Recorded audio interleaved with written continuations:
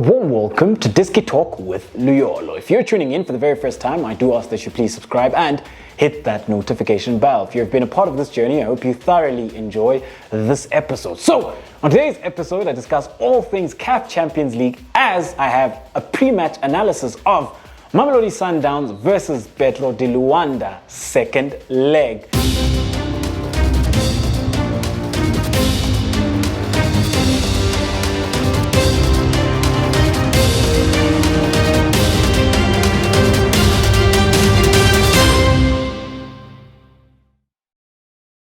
So, in the first leg, that ended 2-1 in favor of Petro de Luanda. And when you have a look at that encounter, Petro de Luanda had a very, very good performance. And with Mamelodi Sundowns, then they really struggled then to manage the game and manage the threat that came from the wide areas with regards to the qualitative superiority that Petro de Luanda had on the day. And also then when you have a look at ALUZÁO, who was very, very key in that game with regards to then how he was playing and the goal that he got and the goal that he also created where Yano then finishes it off after a Nyango save, and Mamelodi Sundowns then struggling really then to impose themselves and to be able then to get in control of that game. But coming up into this encounter, it is the second leg and we need a winner. It's going to be very interesting then, especially considering then that Petro de Luanda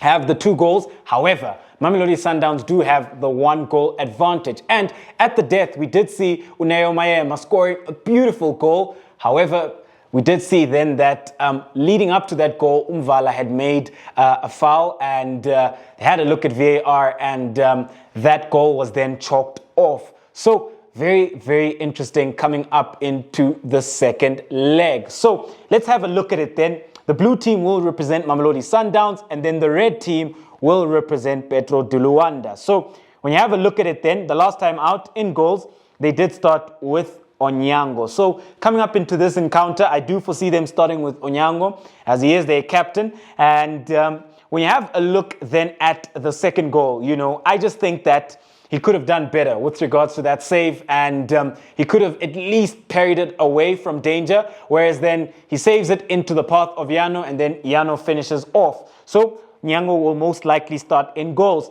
And then at left back, you do have Lila K. When you have a look at Lila K, this is a player then who did open up proceedings with regards to his free kick. So offensively, Lila K is very, very good with regards then to his technical skill set and what he gives you then when it comes then to those free kicks and those set pieces. Also in open play with regards to the crosses, you know, as he does have that qualitative superiority within those wide pockets of space on the left-hand side, very advanced up the field. However, when it comes to Lila K's defensive side, this is where he really struggles. And when you have a look at how many attacks Petro de Luanda were able then to fashion down the left-hand side, where then Lila K was struggling defensively. Because if you also consider then the second goal does come from a situation where Texera goes one-on-one with him. He goes on the outside and then he delivers across. Lila K couldn't deal with that. And there was also then a goal which was adjudged offside. It also came from Lila K's side. So from a defensive perspective, Lila K really struggled in the first leg. So it's going to be very key then that defensively he is sound and he looks to be solid with regards to his positioning and 1v1 defensive situations, because he really does struggle in that regard. So you will have Lila K then starting as the left back for Mamelodi Sundowns. When you have a look at it then, he does enjoy a much more advanced pocket of space and possession on the left-hand side. When you have a look at the 2 centre-backs then, the last time out, they did then start with Lebusa and Onyango as well. And when you have a look at them, I think they really, really struggled, especially Lebusa, because when you have a look at the first goal is a result of ALUZÁO. ALUZÁO is able to get in between them, and when ALUZÁO gets in between them, cross is played, he does finish. And in that regard then, Lebusa doesn't get tight enough, and that ball beats Onyango as well. So both centre-backs were taken out of the equation with a cross, you know, and then ALUZÁO was able then to finish. And then when you have a look at the second goal, yet again, ALUZÁO goes first post. And when you have a look at Lebusa, he doesn't get tight enough. ALUZÁO flicks it in between his legs. Onyango parries it into the path of Yano, and then Yano finishes. And throughout the game, in those situations, I think Lebusa really struggled. Even in possession of the ball, at times, he wasn't able to facilitate for that crisp passing game and build-up that Mamelodi Sundowns do enjoy. And for me, it's a bit mind-boggling, because when you have a look at Mamelodi Sundowns within the group stages, where they were doing very well from a defensive perspective, they did start with Reshun Duruk and Onyango at the heart of defense, as they were then very key with regards to the amount of clean sheets they kept within the group stages and how solid they had become, because I do think that is their best pair. And when the pair of them are playing at centre-back, they're able then to deal with crosses very well, and they defend the box very, very well. However, against Petro de Luanda, they were very susceptible to those crosses, and whenever then Petro de Luanda looked to penetrate from wide areas and bring the ball into the box, Mamelodi Sundowns just couldn't deal with that threat, and they were just at loggerheads with each other within the defense as well, because there was just too many gaps in between the fullbacks and the centre backs, and they struggled then to deal with those balls, and they struggled to defend their box very well. So coming up into this encounter, I think it becomes very key then that we do see Reshun Duruk coming back with Onyango, because the pair of them become very instrumental, especially when you look at how well they've played together and the partnership that they've formed. And when you also look at the fact that the coaches then did dismantle a very key partnership and coming up into a very key encounter, you know, I felt that was a mistake on their part and that Lebusa should have not started on the day. So I do foresee then Onyango starting as the left-sided centre-back, and then Reshun Duruk coming back into the heart of defense as the right-sided centre-back alongside Onyango for this one, because like I mentioned, as a pair, they do very, very well together. And I think Reshun Duruk then offers you that quality with regards then to how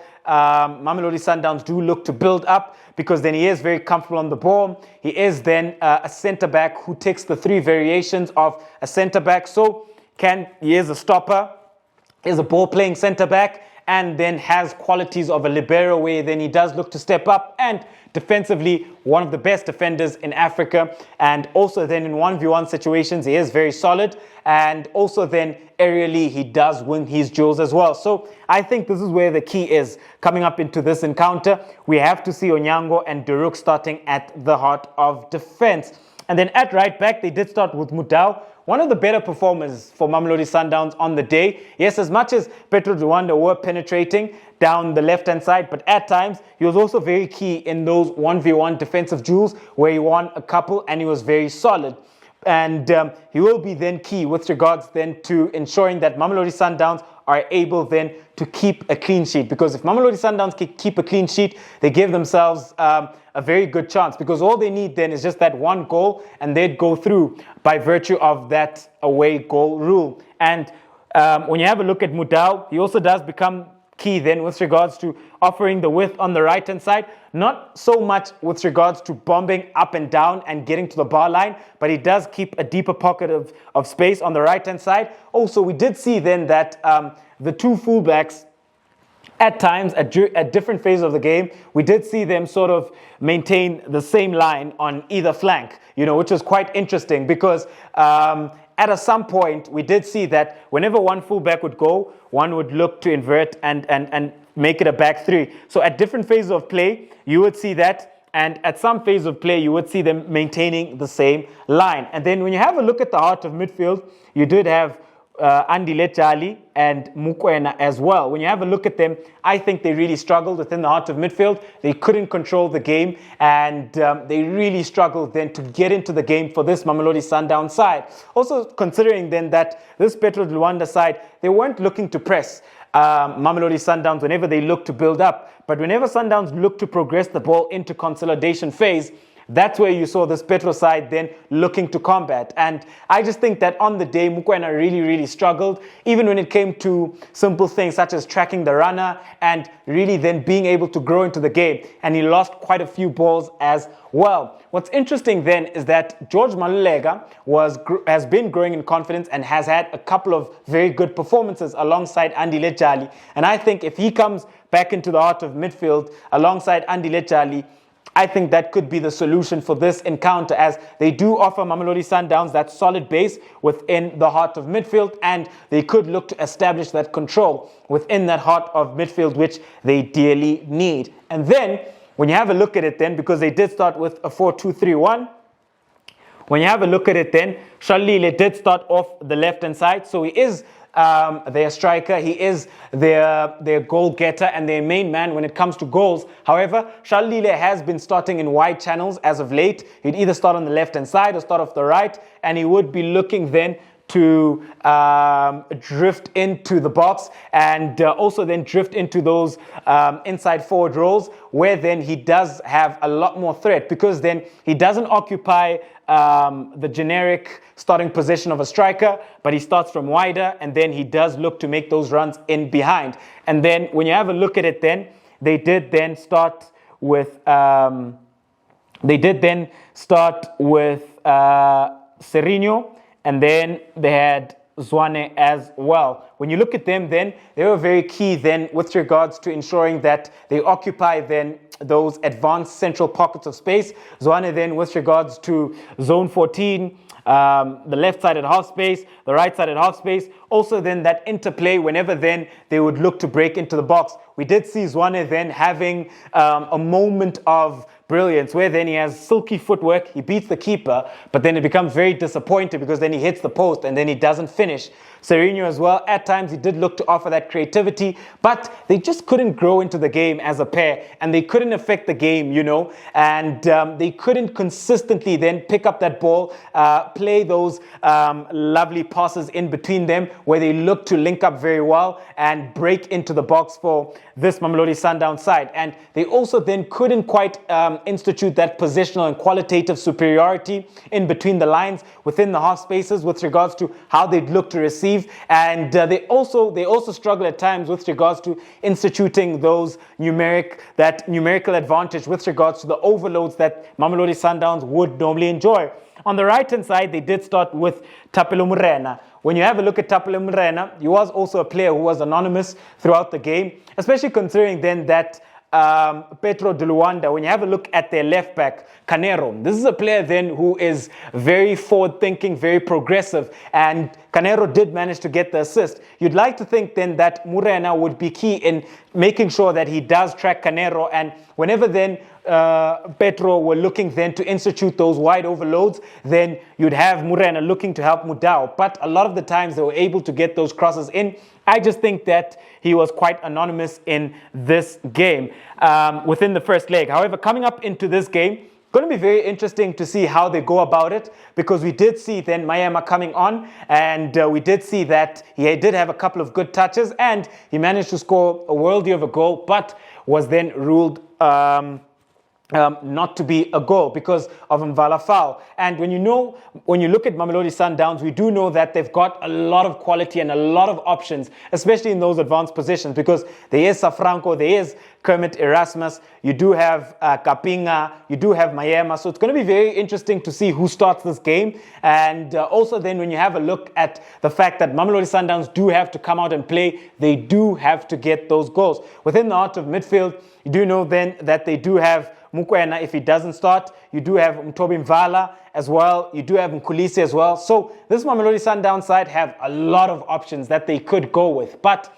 when you have a look at that first leg and you have a look at how in control Petro were and how they would look then to facilitate then that those wide overloads, and how then they had that qualitative superiority within those wide channels, how then they were playing those balls into the box and how repetitive and how successful it was, it really is a worrying side, especially then when you consider that Mamelodi Sundowns have been doing very well throughout the season within CAF Champions League. But within that first leg, there was a lot of worrying signs for this Mamelodi Sundowns side, especially considering then that they will want to ensure that they're able to get past the quarterfinal stages, because this is a stage where they would fail at in recent years. They would get to the quarterfinals, but then they'd fail and they wouldn't progress to the semifinals. So it's going to be very interesting with regards to the personnel that they look to go with and how they look to impose themselves within this game. However, I do foresee second leg. I do foresee Mamelodi Sundowns struggling, because I think Petro will have the confidence and their tail will be up, because they saw all those frailties that Mamelodi Sundowns have, and all Petro have to do is approach the game in a very similar way, play at that high intensity and look to attack this Mamelodi Sundowns side. And I do think that they will find joy, especially in those wide areas where then they do enjoy those wide overloads and that wide penetration and that qualitative superiority within those wide regions. However, let's have a look at the personnel of Petro de Luanda. So when you have a look at Petro de Luanda, they do line up then in a traditional 4-4-2. At times, it does then become a 4-2-3-1, depending on the phase of play. And when they do defend as well, they do from time to time go then to a 4-2-3-1 block. So when you have a look at the personnel then, where in goals, they do start with Wellington. This is a goalkeeper then who was keen making saves and also then a very good shot stopper. And then when you have a look then at right back, they do have Eddie. And when you have a look at him, then Eddie becomes very important with regards to offering the width on the right-hand side. Also then supporting his right winger, which would be Teixeira on the right-hand side, as they do then enjoy those wide overloads. And they also then do look to penetrate from the wide channels. And then when you have a look at the two centre-backs, as the right-sided centre-back, you do have Pedro Pinto, who is quite key then with regards to how solid he is. And then as the left-sided centre-back, they did start with Balanga, but he did pick up a yellow card, so he will miss this encounter, so he will be replaced at centre-back. And then as the left-back, you do have Carneiro. This is a left-back then who's very progressive and very forward-thinking with regards to the crosses he plays and how then he's looking to attack for this Petro side, and also look then to support his left winger and also then offer that wide overload and offer then that option within the wide channel. And then when you move on then right along within the heart of midfield, they did start with Miguel, and then they started with Suarez. So Miguel then is the one then who looks to progress the ball a lot more. Suarez then is the defensive stability within the heart of midfield. He does maintain a deeper position. Miguel does look to advance at times. So they play then as a pair within the heart of midfield. And then off the right-hand side, you do have Teixeira, who is very, very quick. A player then who did give Lyle Kay a lot of trouble on the day. He's very quick, he's very skillful, and he does look to go on the outside and deliver those crosses. He also has very, very good deliveries. And then when you have a look at the left-hand side, you do have Gleison Moreira. This is a Brazilian who is left-footed, and he's very, very creative and very penetrative as well. Also delivers quality balls on the left-hand side. Sometimes you will see them swapping, where then when they do swap, they are looking then to play as inverted wingers, where they'll be looking to drift on their natural side. And then you do have their captain and their talisman, ALUZÃO, who is then a very, very key player for this Petro side, especially considering then the positional superiority that he does offer with regards then to how at times he does look to drop into central pockets of space. So at times you will see him within that half space looking to receive the ball on his back foot, looking to turn an advanced play for this Petro side. At times he does look to drop a bit deeper to collect the ball and ensure that he is able then to facilitate for the progression into the final third. And then we also do know that he's quite lethal and he is a jack in the box, because he is quite the natural finisher within the box, and a player then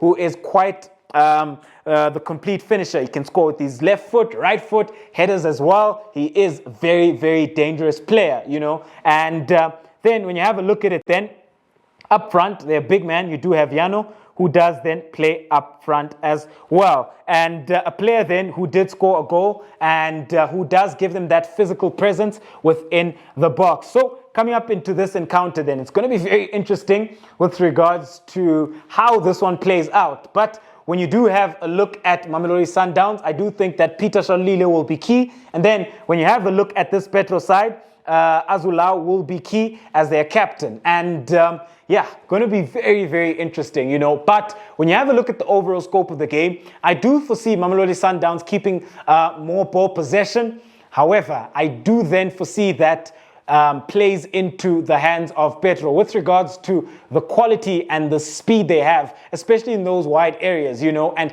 how then they'll be looking to transition offensively and hit Mamelodi Sundowns side on the counter. And also when you consider then their defensive scheme and how they don't always look to press, they look then to sort of invite that pressure within consolidation phase, and then that's when they look to combat. Mamelodi Sundowns will be looking then to ensure that they do have those central overloads. They do have that numerical advantage within the heart of midfield, where then they're able to play those crisp passes, where then they institute that rotational and positional play, where then they're able to penetrate within the final third and get those goals as well. I do foresee this being a mouth-watering CAF Champions League second leg quarterfinal encounter. However, how I foresee this one playing out, I do foresee Petro winning this one and then advancing to the semi-finals of the CAF Champions League. However, I think it's going to be a narrow win, and I think it's going to be a very, very tight game,